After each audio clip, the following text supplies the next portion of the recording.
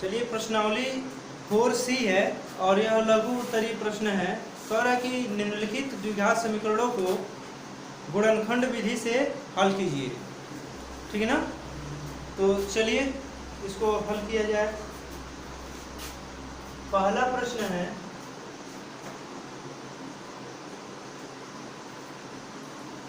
कह रहा है कि x² माइनस का 6x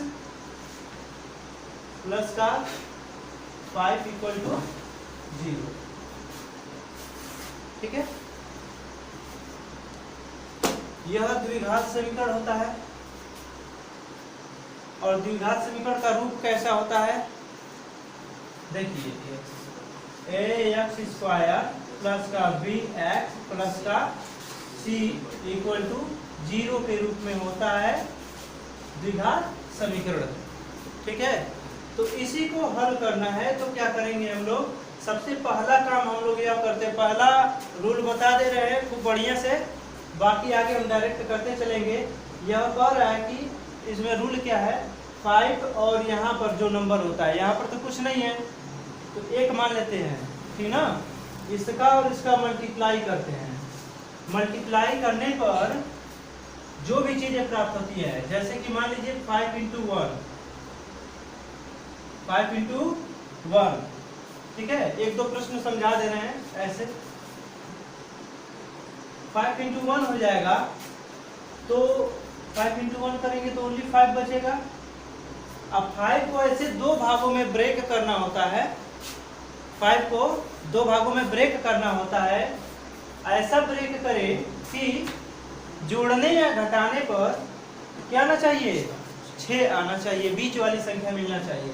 इन दोनों को लेकर के मल्टीप्लाई कर ही दिए हैं, बचा बीच वाली संख्या। तो बीच वाली को ऐसा क्या करना है, इसको लेकर के कि गुणा दो भागों में तोड़ना है। गुणा करे तो 5 आए, जोड़े या घटाए तो 6 आए। ठीक है,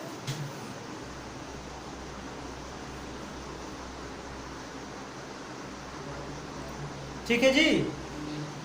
तो इस तरीके से इस प्रश्न को हल करना है। तो देखा जाए कैसे हल हो सकता है। यहाँ पर 5 है ना, तो 5 को कैसे दो भागों में तोड़ेंगे कि मल्टीप्लाई करने पर 5 ही आए। क्या हो जाएगा, 5 इंटू 1। ठीक है, अच्छा बीच में x है ना, तो यहाँ पर भी क्या रखेंगे हम लोग, x, और यहाँ पर भी x। यहाँ पर वास्तव में 1 लिखे या ना लिखे कोई फर्क नहीं पड़ेगा। ठीक है, और यहाँ पर माइनस है ना दोनों संख्या, मतलब यह 6, तो यह भी दोनों संख्याएं माइनस होंगी, तभी तो जुट करके माइनस का 6 होगा।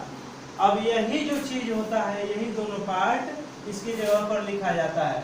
ठीक है, तो हम लोग क्या करेंगे, x² माइनस का 5x माइनस का x, 1x लिखिए चाहे 1x लिखिए। ठीक है, प्लस का 5 इक्वल टू 0। यह वाला सेम उतार देते हैं। अब बीच वाले बस इसके जगह पर यह रखा गया है, बाकी सारी चीजें सेम है। ठीक है, अब हम लोग देखते हैं, पेयर बनाते हैं, जोड़ा दो का जोड़ा बनाएंगे और देखेंगे कॉमन क्या है। कॉमन क्या है दोनों में, x है, तो बचेगा x माइनस 5। यहाँ पर कॉमन क्या है, 1। कुछ भी जब कुछ कॉमन नहीं दिखे ना, तो हम लोग सीधे क्या कर देंगे, कॉमन 1। ठीक है, 1 है तो यहाँ पर माइनस का वो भी है, ठीक ना, तो माइनस यहाँ पर प्लस हो जाएगा, और माइनस की जगह पर क्या कर देगा, प्लस की जगह पर क्या कर देगा, माइनस कर देगा। ठीक है ना, बराबर में 0। अब हम देखते हैं सारे पूरे पार्ट में, देखेंगे कि पूरे पार्ट में कॉमन क्या है। क्या दिख रहा है आप लोगों को कॉमन, एक जैसा x माइनस 5 पूरे में है। अब बचा क्या हमारा, x माइनस 1 बराबर में 0 हो जाएगा। ठीक है, और यहाँ पर दिख रहा है यह x माइनस 5 और x माइनस 1, तो हम लोग इसको दो पार्ट में ब्रेक कर लेंगे। x माइनस 5 बराबर में 0 कर देंगे, क्योंकि यह भी 0 के बराबर और यह भी 0 के बराबर, दोनों 0 के बराबर है ना। x माइनस 1 बराबर भी 0, इसलिए x बराबर माइनस है, इधर जाएगा तो प्लस आ गया, ठीक है। यह भी माइनस है तो x बराबर इधर क्या आ गया, 1 आ गया, ठीक है ना। तो यह हमारा हो गया है आंसर। इसी को मूल कहते हैं, मूल, जीरोज, शून्यक भी इसी को कहा जाता है, ठीक है ना। तो इसको समझते चलिएगा, क्योंकि हम इसके पहले पिछले चैप्टर में पढ़ चुके हैं ना, मूलों का योगफल, मूलों का गुणनफल, ठीक है ना। तो ये हो जाएगा इसका आंसर, ठीक है।